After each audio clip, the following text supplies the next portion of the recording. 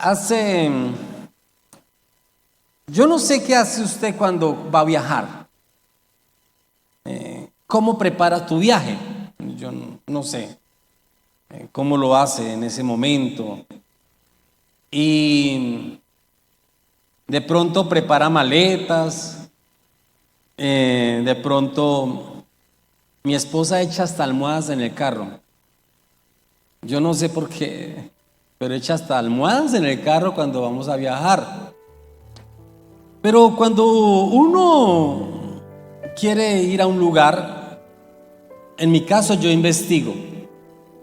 En mi caso yo quiero investigar, porque uno para qué va a llegar a un lugar totalmente a un 100% desconocido.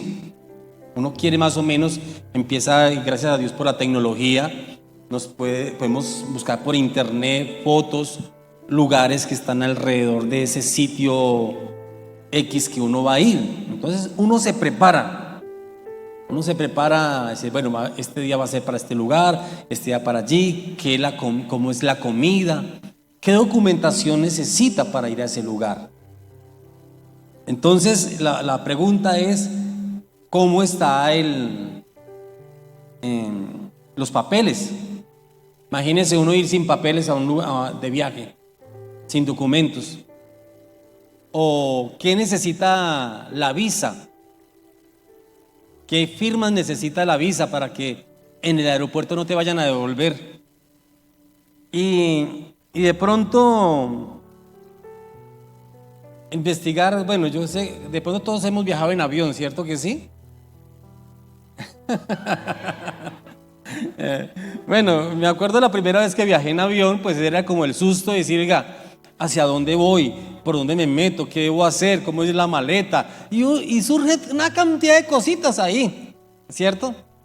Y hoy en día sí que tenemos que tener muy en cuenta todos esos requisitos para viajar en avión, porque van cambiando, ya no puede el equipaje así, que tiene que ser de esta forma, que hay que pasar por un aparato allí, detector de metales, hay que quitarse la billetera, quitarse la correa, las cosas. Hay una cantidad de cositas por donde entra y por donde va a salir.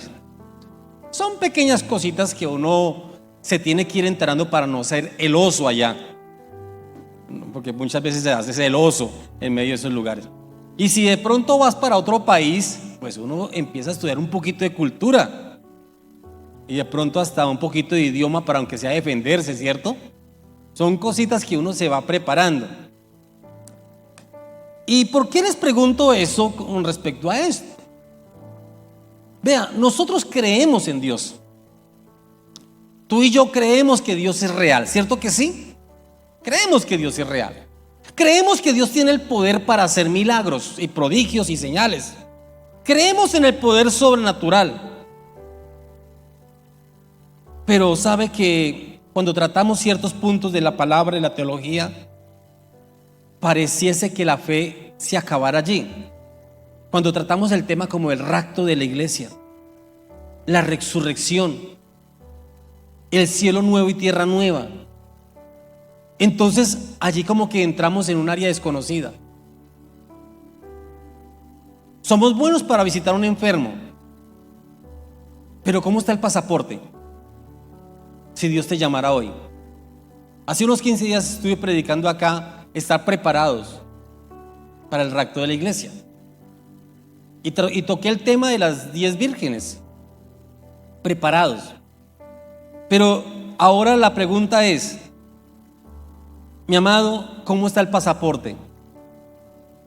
Si Dios viniese hoy, ¿usted ya sabe cómo va a ser el rapto de la iglesia? ¿Usted ya sabe cómo va a volar? ¿Sabe que cuando tratamos esos puntos, a veces nosotros decimos que pastor, yo eso no lo he pensado? Yo no he pensado cómo voy a volar. ¿Cómo voy a subir en las nubes? ¿Sabe? Porque nuestra fe ahí como que se limita. Y yo debo estar preparado para ello. Mi amado, la Biblia es de Génesis a Apocalipsis. La Biblia encierra todo, pero nosotros somos personas que solamente tomamos o fraccionamos la palabra y tomamos esto sí, esto no. esto lo creo y como que esto me falta fe. Mi amado, yo no puedo fraccionar mi fe en conceptos, en ciertos pasajes de la Biblia. Mi fe debe ser establecida para toda la Biblia. Y por esa razón debo estar preparado para ese momento. Debo estar preparado. Por ejemplo, mi amado, si Dios viniese hoy, ¿en dónde quedan tus riquezas? Y usted dirá: pastor, a mí no me importa eso, que el anticristo haga eso con lo que quiera. ¿Y si tu esposo queda? ¿Si tus hijos quedan? ¿Has pensado en algún momento eso? ¿Cómo está estableciendo tu partida? ¿Sabe que poco lo pensamos y poco lo analizamos? Y por eso hoy quiero hablar con respecto al rapto de la iglesia. Quiero hablar sobre eso, porque debe ser parte de nuestros pensamientos, debe ser parte de nuestros sueños y de nuestras metas. Que vamos a volar, que vamos a irnos con el Señor. Eso debe ser parte de nuestros sueños, mi amado hermano. Tú debes estar preparado para ese momento. ¿Y cómo lo vamos a hacer? ¿Cómo vamos a arreglar el pasaporte? ¿Cómo van a estar tus maletas listas? ¿Sabe que por esa razón muchas personas viven en pecado? Porque no se están preparando para ese viaje. Viven un concepto de fe, un concepto de creencia, pero en esa parte no están preparados para ir con el Señor Jesús. Y la Biblia dice que debemos estar ¿qué? Preparados. Y yo quiero que me acompañen a la palabra, a la carta del apóstol Pablo a los tesalonicenses. Las dos. ¿Alguien dijo primera o segunda, cierto? ¿Y por qué le digo las dos? Porque el apóstol Pablo estaba tan preocupado en enseñarles con respecto al rapto de la iglesia a los tesalonicenses, y toda la carta está establecida allí. Y ahorita les voy a decir los textos, pero en este momento vayamos al capítulo 4, verso 13 de la primera carta. Y dice la palabra del Señor, del versículo 13: tampoco queremos, hermanos, que ignoréis acerca de los que duermen, para que no os entristezcáis como los otros que no tienen esperanza. Porque si creemos que Jesús murió y resucitó, así también traerá Dios con Jesús a los que durmieron en él. Por los cuales os decimos esto en palabras del Señor, que nosotros que vivimos, que habremos quedado hasta la venida del Señor, no precederemos a los que durmieron. Porque el Señor mismo, con voz de mando, con voz de arcángel y con trompeta de Dios, descenderá del cielo, y los muertos en Cristo resucitarán primero. Y luego nosotros, los que vivimos, los que hayamos quedado, seremos arrebatados juntamente con ellos en las nubes, para recibir al Señor en el aire, y así estaremos siempre con el Señor. Mi amado, vamos a leer todos el verso 17 a una sola voz, pero fuerte. Vamos a decir: luego nosotros, los que vivimos, seremos para recibir al Señor y así estaremos. Vamos nuevamente a leerlo, todos a una sola voz, por favor. Y quiero verlo en la pantalla. Luego nosotros, los que vivimos, seremos arrebatados juntamente con ellos en las nubes para recibir al Señor en el aire, y así estaremos siempre con el Señor. ¡Wow! Permítame ir un poco al concepto histórico. El apóstol le escribe a la iglesia de Tesalónica. El apóstol Pablo le escribe a Tesalónica. ¿De dónde usted dirá, pastor, de dónde salió Tesalónica? ¿Eso de dónde salió? ¿Eso qué es? ¿Cómo es ese pueblo? Vea, Tesalónica fue una ciudad fundada por Casandro. Casandro era un oficial de un general o de Alejandro Magno. Pues Casandro era un general allí de Alejandro Magno. Casandro estaba casado con una hermana de Alejandro Magno y esta mujer se llamaba Tesalónica. Entonces, ¿qué hizo Casandro? Casandro fundó un pueblo y le puso el nombre de su esposa. ¿Y la esposa cómo se llamaba? Tesalónica.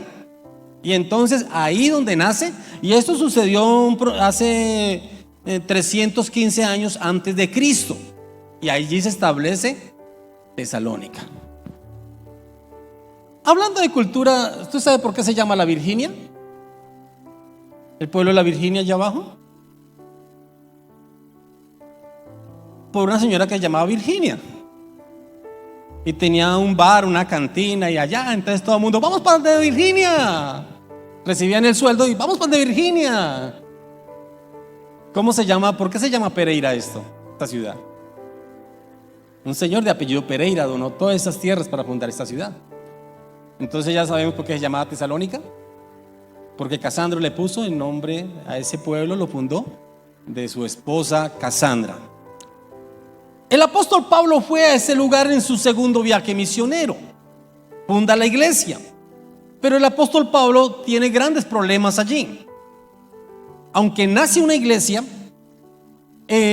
hubo muchos contratiempos allí, se levantó algunos líderes que malinterpretaron las escrituras y le hicieron la guerra al apóstol Pablo. Es más, se cree que apareció una carta del apóstol Pablo falsa, donde estaba enseñando cierta doctrina. Entonces, ¿qué es lo que hace Pablo? Pablo tiene que escribir 2 de sus cartas, donde diciendo, oiga, necesitamos aclarar esto. Necesitamos aclarar, yo no escribí esa carta allí. ¿Y qué problema había allí? El problema era que en esa carta que antes había salido, estaba diciendo que Cristo ya había venido. Entonces lo que hace el apóstol Pablo es decir, no, un momentico, Cristo no ha venido todavía. Y por eso cuando alguien me decía primera, segunda, y en las dos, porque en las 2 cartas el apóstol está tratando de aclarar la situación de lo que es la venida de Cristo y cómo es que va a ser el regreso de Cristo. Por eso cuando usted ve en el capítulo, finalizando los capítulos el 1, el 2, el 3, el 4, el 5, usted va encontrando en Primera de Tesalonicenses, va a encontrar que se habla sobre la venida del Señor Jesucristo. La venida vas a encontrar allí. Entonces el apóstol Pablo necesita aclarar eso. ¿Y qué es lo que habían malinterpretado? Primero, se había dicho que Cristo ya había venido. No, Cristo murió y todavía no había venido. Segundo, algunos estaban diciendo que ya Cristo estaba pronto para venir, entonces no estaban trabajando y estaban en la casa comiendo y durmiendo. Y por eso en esa carta cuando el apóstol dice, oiga, tengan que trabajar, trabajen por Dios, proyéctense, estaban como zánganos. Y el apóstol Pablo hace allí un contexto histórico y les dice hay que trabajar. Está en el capítulo 4 verso 11, verso 12, segunda de Tesalonicenses 3:10. Usted lo va a leer en su casa, son cartas demasiado pequeñas. Y entonces el apóstol tiene que decir, momentico, las cosas no son como ustedes están pensando. Vayan por favor, comiencen a trabajar. Mira que tienen que ver por sus hogares. Porque ellos estaban diciendo, no hay necesidad de trabajar, quedémonos acá que Cristo ya está que viene. Y como estaba la persecución del imperio romano a la iglesia, entonces estaban diciendo, esto es la tribulación, esta es la gran tribulación, Cristo ya viene, no hay que trabajar. Dios mío, qué concepto tan mal interpretado. Y por eso el apóstol Pablo lo que está haciendo es decir, ojo, ten cuidado acá, no vayamos a caer en estos errores.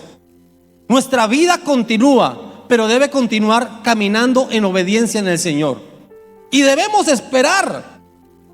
¿Cómo va a ser esto? ¿Cómo va a ser la resurrección de los muertos? Y entonces el apóstol Pablo lo que hace en estas dos cartas es hablar de la venida del Señor Jesucristo. ¿Y cómo va a ser esto? Por eso tú y yo debemos estar preparados. Y parte fundamental de eso es leer estas cartas, porque aquí nos está dando claridad de cómo va a ser el asunto para ese momento de la venida del Señor.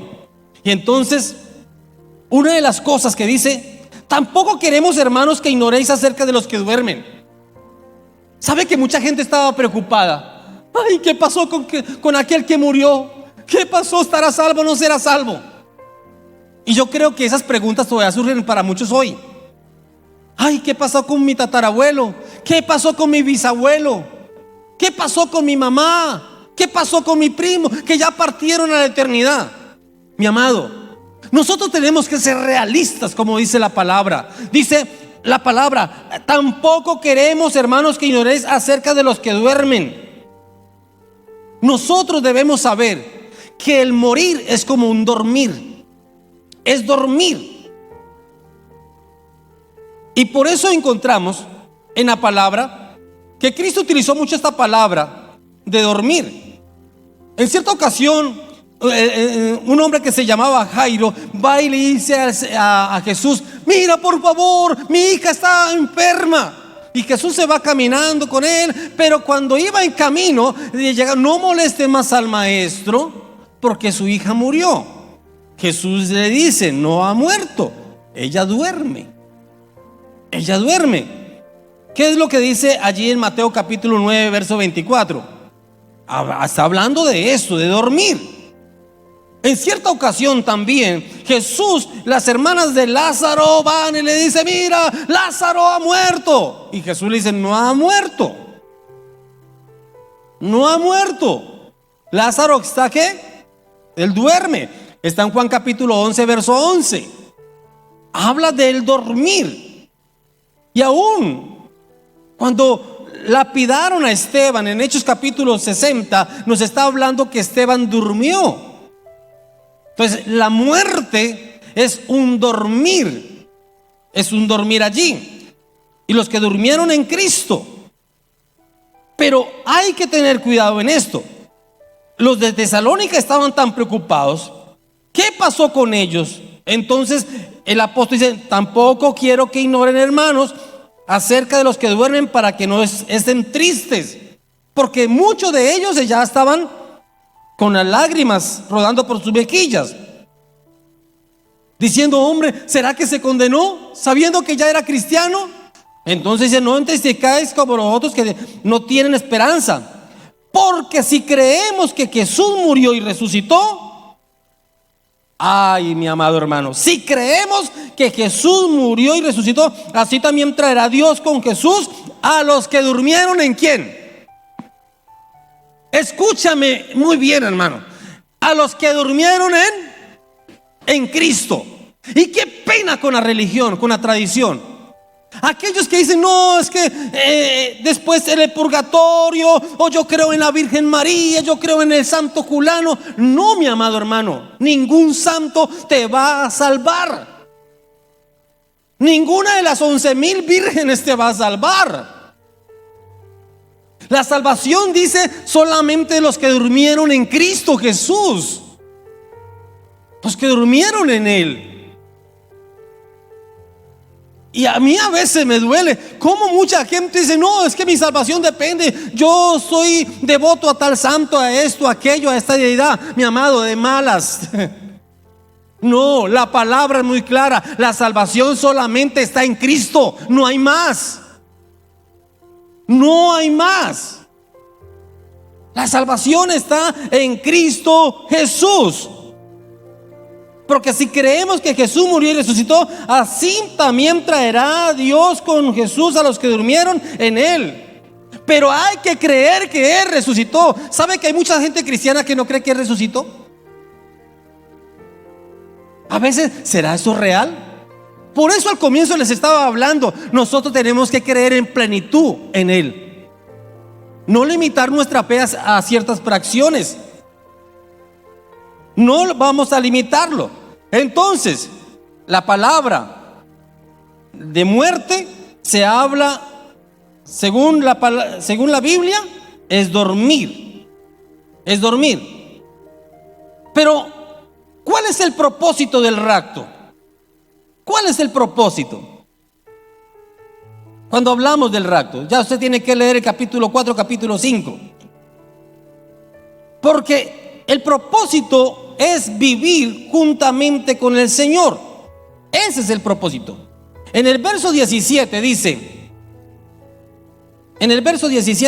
luego nosotros, los que hayamos quedado, seremos arrebatados juntamente con ellos en las nubes para recibir al Señor en el aire, y así estaremos siempre. El propósito, mi amado, del rapto de la iglesia es que tú y yo estemos siempre con el Señor.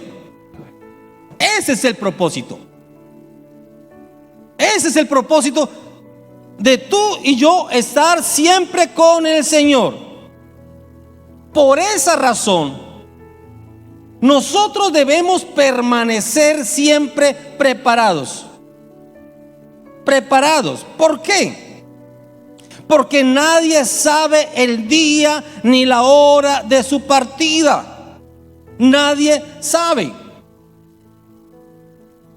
En el capítulo 5, verso 2 dice: porque vosotros sabéis perfectamente que el día del Señor vendrá así como ladrón en la noche. Mire lo que está diciendo la palabra. ¿Y será que el ladrón te dice: oiga, va a llegar hoy a las 2 de la mañana? ¿El ladrón te va a decir eso? Nunca te lo va a decir el ladrón. Tú nunca sabes cuándo va a llegar el ladrón. Y la Biblia dice que nadie sabe el día ni la hora. Yo sé que hay gente que está buscando calcular los tiempos, pero no, mi amado. Y si no sabe el día ni la hora, y será como el ladrón en la noche, entonces, ¿qué debo hacer? Estar preparado. Yo debo estar preparado. Y ahora la pregunta: ¿tú estás preparada? ¿Cómo está tu corazón? ¿Cómo está tu corazón, mi amado hermano? Porque la Biblia dice que debo estar preparado. Cuando voy a hacer un viaje, le hablaba al comienzo, organizamos nuestras maletas, miramos los documentos, miramos el pasaporte, miramos si tenemos el dinero para el viaje. Y muchas veces decimos: ¿qué me hace falta? ¿Qué me hace falta? ¿Qué me hace falta? Porque tú no quieres que tu viaje se amargue y decir: ay, se me olvidó algo. Mi amado, preparación. ¿Cómo está la preparación de tu vida para la eternidad? ¿Por qué no arregla las cosas que tienes que arreglar? ¿Por qué le da más tiempo a ello? Mi amado, si tú y yo no arreglamos las cosas, mañana será el lloro y el crujir de dientes. Dios no te va a llevar con un corazón amargado. ¿Para qué llevar el Señor corazones amargados al cielo? Por eso Dios necesita sanar nuestros corazones hoy, nuestras mentes. ¿Cómo está nuestra vestidura? La Biblia nos está confrontando a estar preparados, a estar preparados permanentemente. ¿Sabe que el Señor me ha inquietado tanto esta palabra en estos días?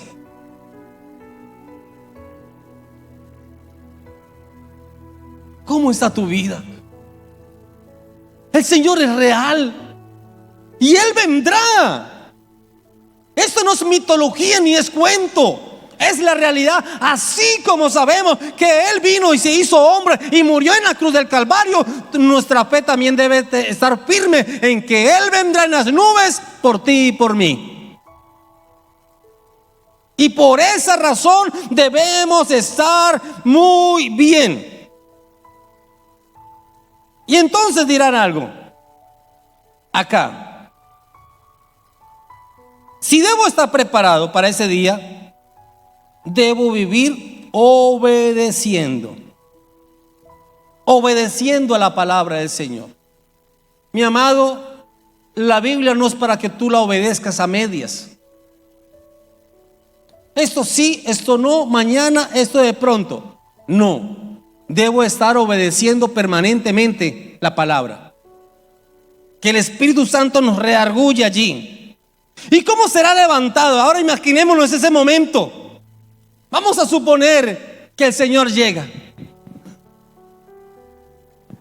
Creo que fue una vez una conversación con el hermano Aníbal diciendo: oiga, y los que sufren de vértigo, ¿cómo se va a hacer allí?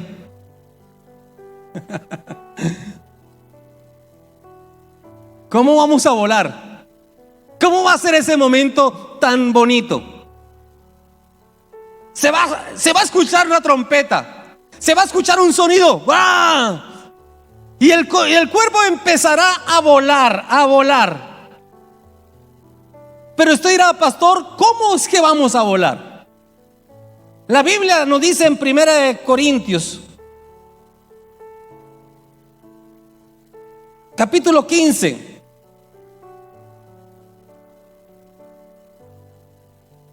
versículo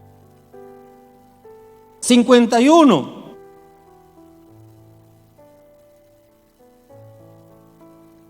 Y dice la palabra: aquí os digo un misterio. No todos dormiremos, pero todos seremos ¿qué?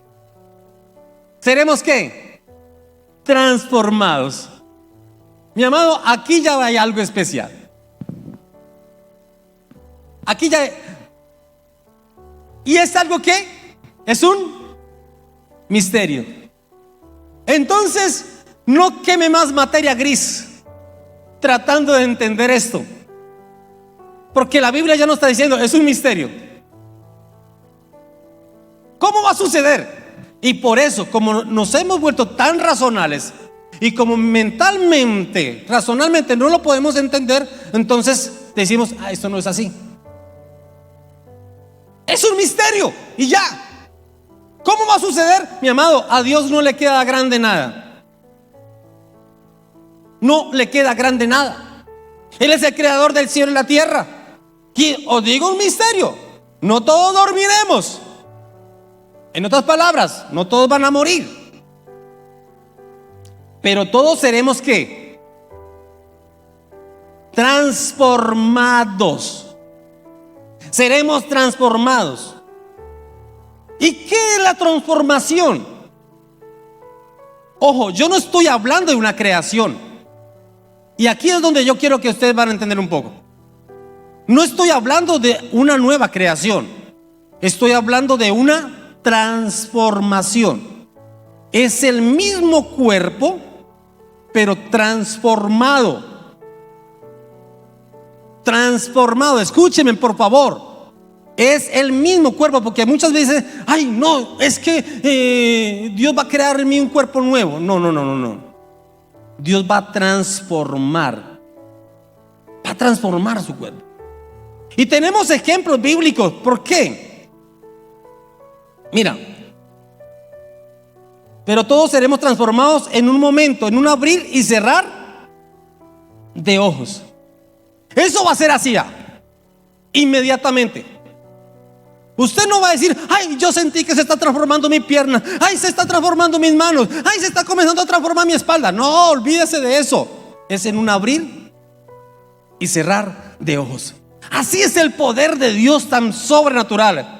En un momento, en un abrir y cerrar de ojos, a la final trompeta, que se tocará la trompeta y los muertos serán resucitados incorruptibles. Mira, mi amado, ¿serán qué?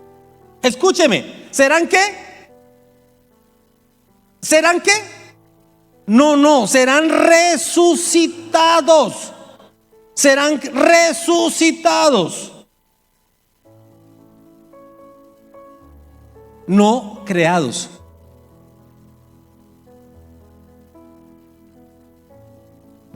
Yo no sé si me estoy haciendo entender. El cuerpo no es un cuerpo creado ya. Es un cuerpo ¿qué? Resucitado. Pero el cuerpo resucitado fue en un proceso transformado y vuelto incorruptible. Por eso muchas personas dicen: ay, es que yo voy a tener un cuerpo nuevo. No, tú no vas a tener un cuerpo nuevo.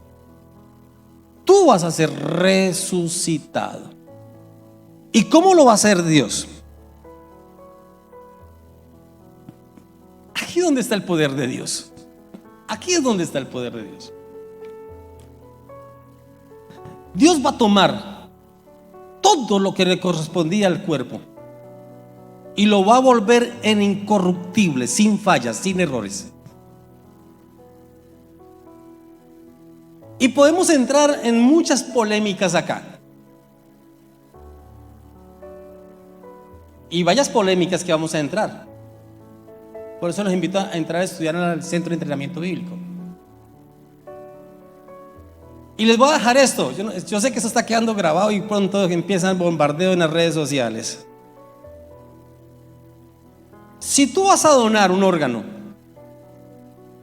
donas el corazón, partes a la eternidad, donaste el corazón, otra persona hizo los papeles, hizo la documentación correspondiente y se quedó con su corazón.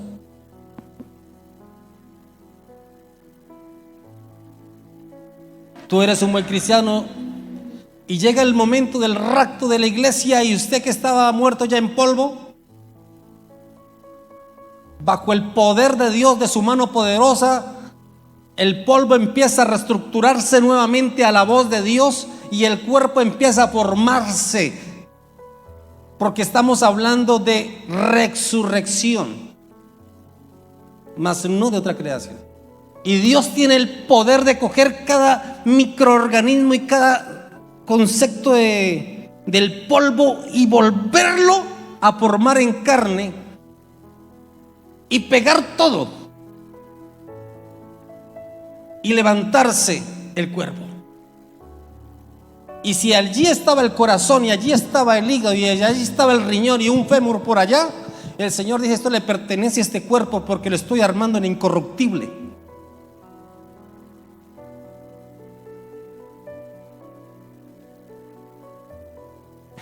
Y nos ponemos a pensar, ¿cierto que sí? Allá quedó un descorazonado, allá quedó otro sin el fémur.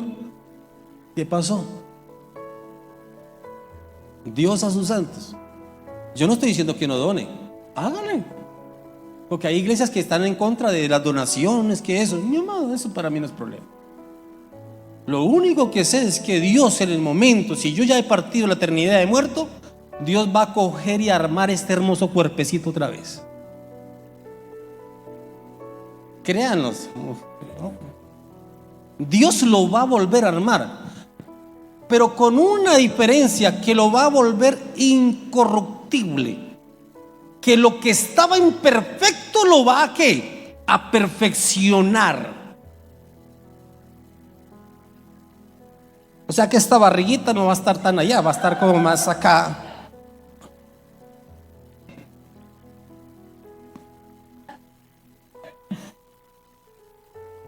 Que no queden esos audios, esas cosas en los audios. Mi amado, y la palabra de Dios nos dice que Él nos va a levantar allí. Y en un momento, en un abrir y cerrar de ojos, hasta el final trompeta, se tocará la trompeta y los muertos serán resucitados incorruptible. Y cuando yo hablo de incorruptible es que no se puede pervertir, no se puede sobornar, no se puede cambiar, no se puede hacer eso. En incorruptible, y seremos ¿qué? Transformados. Y aquí es cuando entra nuestro gran modelo. ¿Y cuál es nuestro gran modelo? Nuestro gran modelo se llama Cristo Jesús. Porque Jesús es primicia de la resurrección. ¿Es qué? Primicia de la resurrección. Creo 1 Corintios 15. Miremos acá.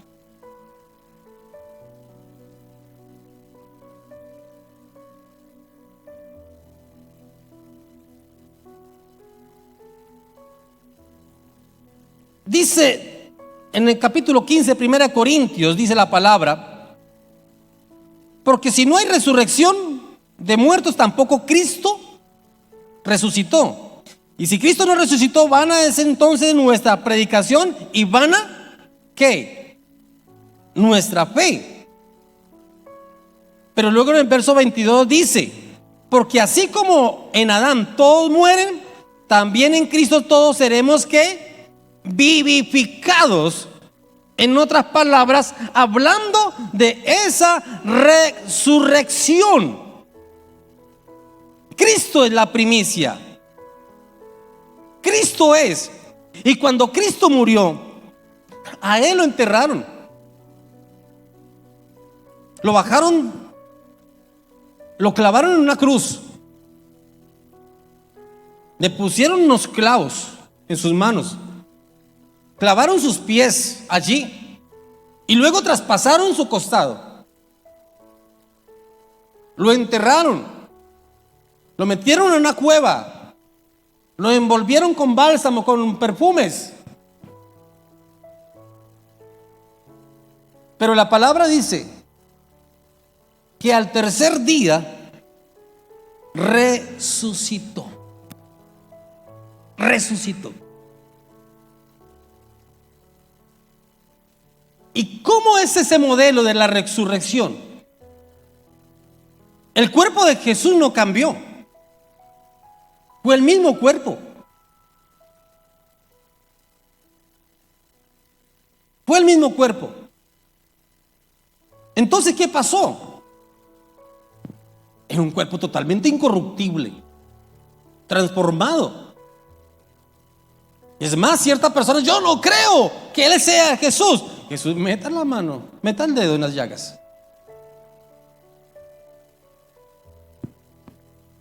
Era el mismo cuerpo. Pero ese cuerpo era tan especial que en cierto momento iban algunos caminando el camino Maús. Y Jesús empezó a caminar con ellos.